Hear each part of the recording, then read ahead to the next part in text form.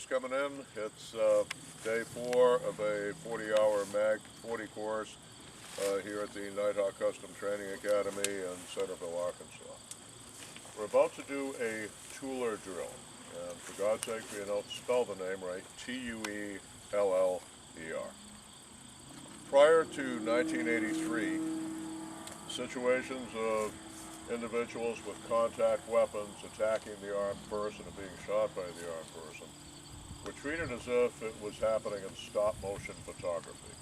Okay, if I had come at Mark with a knife and Mark right here had shot me, the attorneys going against me would claim, well look, ladies and gentlemen of the jury, the man was not in deadly danger. I stand the exact same distance from him, with the alleged weapon from evidence, the ordinary pocket knife that you and I might carry. And look, I'm trying to stab him, I'm trying to slash him, and I can't.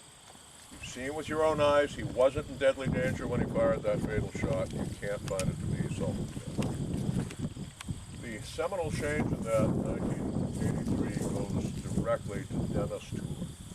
Dennis at that time was a sergeant with Salt Lake City PD and an adjunct instructor at Jeff Cooper's excellent school, gun sight.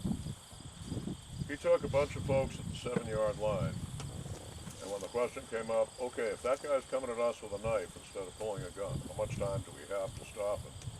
Dennis essentially said, let's find out.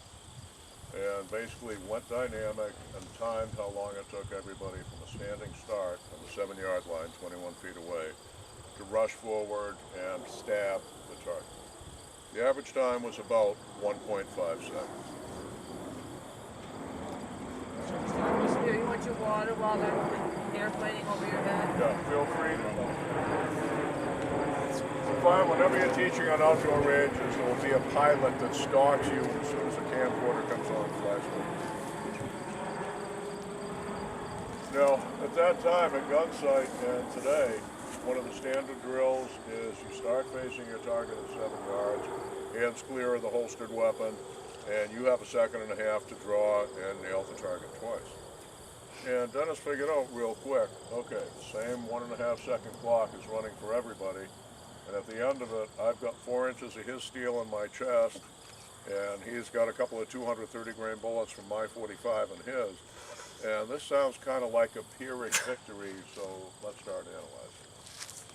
Dennis published his research late that year in SWAT magazine, a publication then and now very heavily read by all of us in the industry. The article was titled, How Close is Too Close? And it has become an absolute training classic. In the more than 30 years since, it's become standard training. All of us who were in the business then, when we read that, were like, 1.5 seconds average? That's kind of quick. I need to check this out. We all went and tried it and discovered, holy crap, it's true. It's now widely accepted, but unfortunately, over the decades, it's also become widely misunderstood and misinterpreted. Best way to compare it is, do you remember the old VHS tapes? Gee, can I copy your tape? Can I copy your copy? Can I have a copy of your copy of the copy? And each time the copy degraded and it got a little fuzzier and there were more details that you couldn't see. And as Tueller's research got passed along by word of mouth and occasional people doing articles they hadn't fully researched, it became widely misunderstood. Dennis never called it a Tueller rule, or as some later called it, a 21-foot rule. I've seen people write that, oh, it's against the law for you to shoot a guy at 21.2 feet with a knife, but it's okay to shoot him at 20.9. The law has never said that. No one who works in the law has ever, at least credibly, said that. Dennis did it simply to give people an idea how fast the other guy could close with him, whether they were trying to stab you with a knife, smack you with a club, or grab your gun and disarm you, all of which are contact weapon situations. They have to touch you to kill you. We started right after that with what we came to call the Tueller drill. We had everybody do it. We had everybody time somebody else doing it.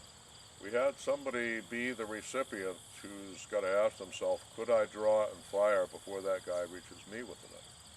And that's what we'll do with all of you here today. We're going to break you up into groups of 3. Each group of 3 is going to take 1 turn in each of those 3 rolls.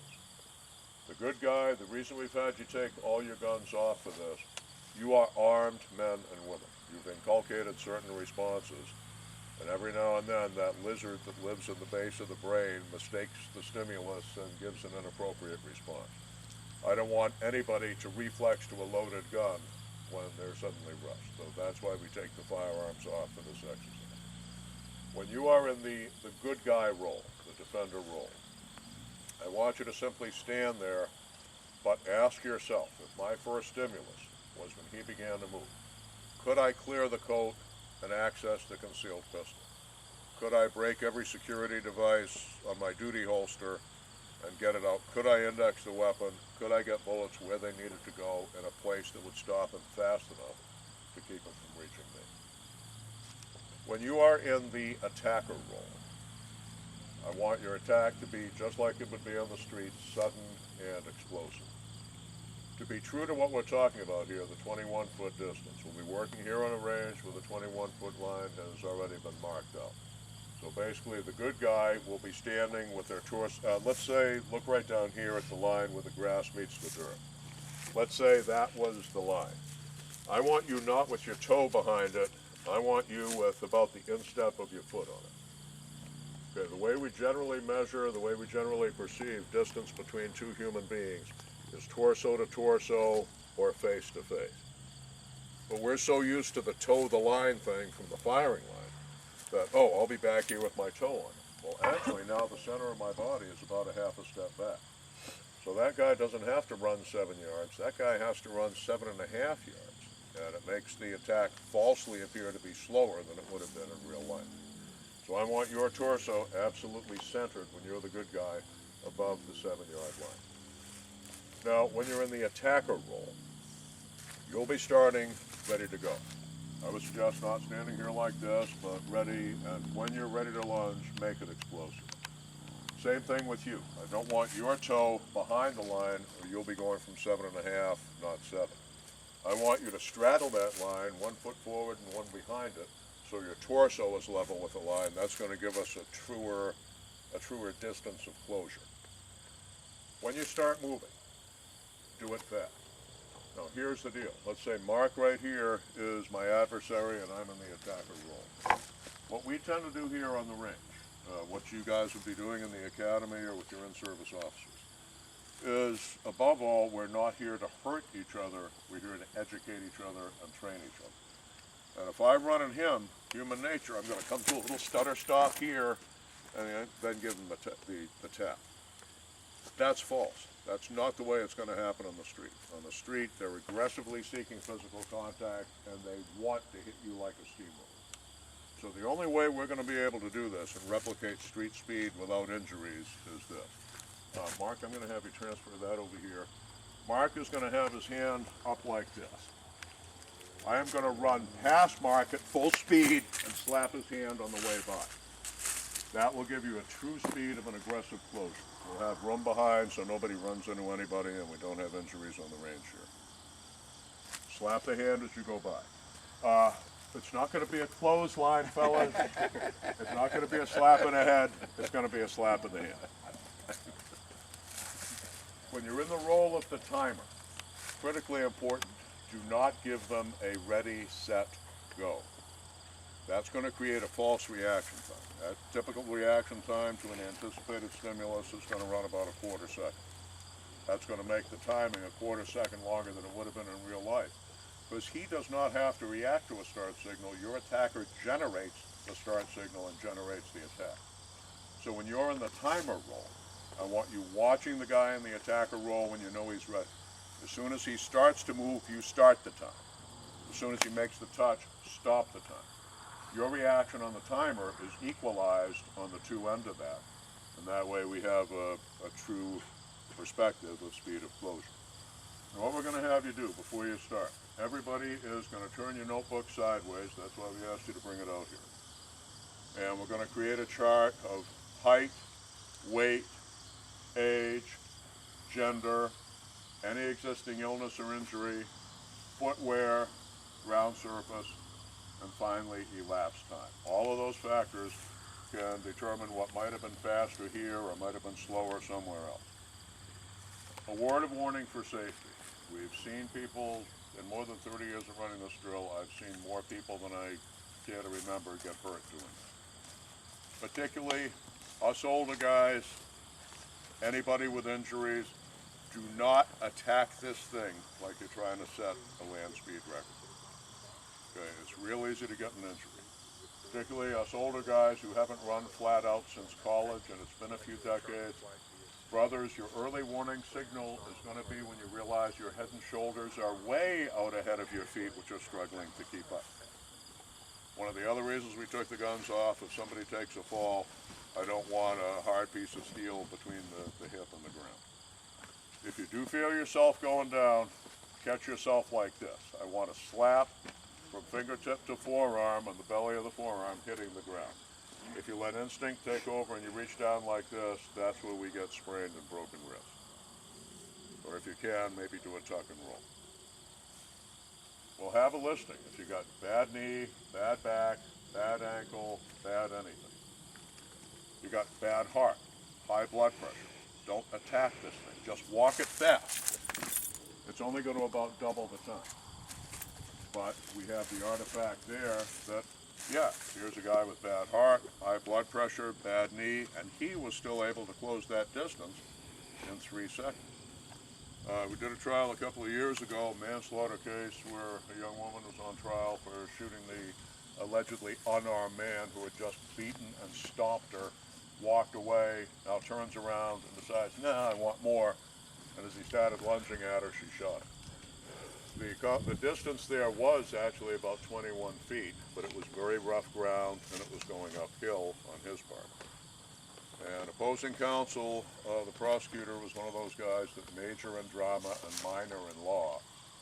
And during my cross-examination, he's saying, so you admit it wasn't that 1.5 Tueller thing, that it was twice as far, 3 seconds away when she fired the deadly bullet. I said, sir, 3 seconds isn't enough time for your life to flash before your eyes before you die. Which ended the cross-examination, and we wound up with one of the fastest acquittals I've personally seen in 35 years as an expert witness. I need you able to articulate that. If the attacker, let's say you'd fired a shot and you'd put a bullet through your attacker's thigh or calf. He still lunges and you have to fire what turns out to be a fatal shot to stop him. I guarantee what the other side's going to say is, oh, that Tueller business, that 1.5 seconds, that's athletic young men in a police academy setting. This man was already injured with a bad leg.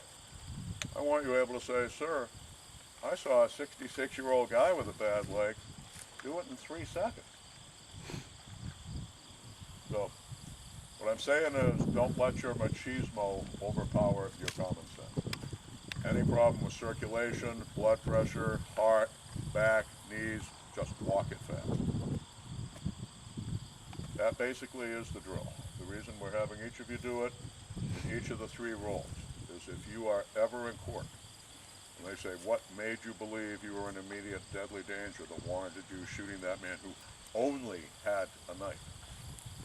I want you to be able to say, I knew how fast he could kill me because in my training, they made me do it to another man. I knew how fast he could do it because in my training, they made another man do it to me. I knew how fast he could do it because in my training, they made me stand back with a stopwatch or an iPhone so I could see the forest for the trees and time another man doing it to another man. And if you doubt that, counsel will demonstrate it here in this court. Gang, any questions? Okay, we're going to break you up into groups of 3. Crack out the iPhones with the stopwatch app or something. A count of 1001, 1002 leaning on. Whenever you guys want to rock it. I think you call it. No. I just go. You go spontaneously.